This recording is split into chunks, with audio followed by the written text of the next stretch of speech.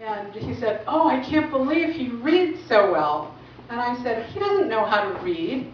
And the ski instructor looked at me and said, are you nuts? He read all the things that we passed out loud to us. And I said, well, I ought to know. I'm his mother and I'm a teacher, so I certainly would know if my son could read. So I grabbed my son and I said, the ski instructor said you know how to read. And he just said nothing. We're riding up the ski lift and I misread intentionally a sign that was posted as we rode up the chairlift. And he corrected me. And I said, William, how did you learn how to read? And why didn't you tell me? Because I was reading to him every day because I love books and I'm just an avid reader.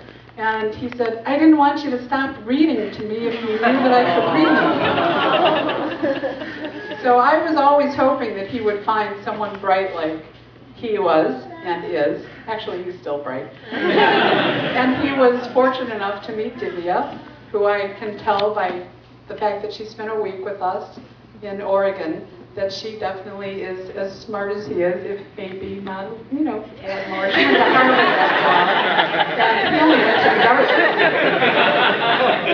Berkeley. And that was his fifth choice, but after he went for a weekend there, he started bleeding with green blood, and he took the top 4 off the list and decided he was for Dartmouth all the way. Now he doesn't care as much about it as then, but he was only 15 at the time. We made him stay home a year after graduating from my school, Kauai Arts and Science Academy, and he was a little nervous because he came from a little island in the middle of the Pacific, taught by his mom in a small little school. It's a private school through first through K.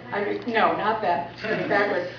First through 12, and he was really worried that all these prep school guys out east would be a really challenging thing for him. And the first week after classes, he said, Mom, they're not very bright. Except for his friends that are here, John, wherever you are. He didn't mean you, or anyone else from Dartmouth, so please forgive me. He still loves Dartmouth, really. I'm sure he'll be a big donor to it when he becomes a multi-billionaire. And then when he was about 3, a couple months later after the ski trip, he woke me up at 3 in the morning and asked me if the moon was solid. And I said, why do you ask at 3 in the morning? You know, he pulled my eyelids open and insisted that I give him the answer. And I said, well, why are you asking? And he said, well, you know, when we fly on airplanes, because I had a travel agency before I went back to school and became a teacher again. And he said, when the clouds, when you look at them, they look solid, but when you're on an airplane, you fly right through them. And he wanted to know if it was the same thing with the moon. And I said, no, it's actually solid.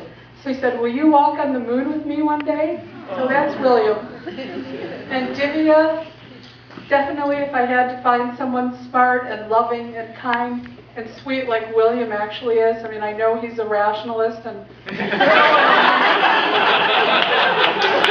but inside he has a mushball cord that he got from my side of the family. So forgive me for my sentimentality, but I love you guys unconditionally and your unborn baby, and welcome to the family, Divia. Yay!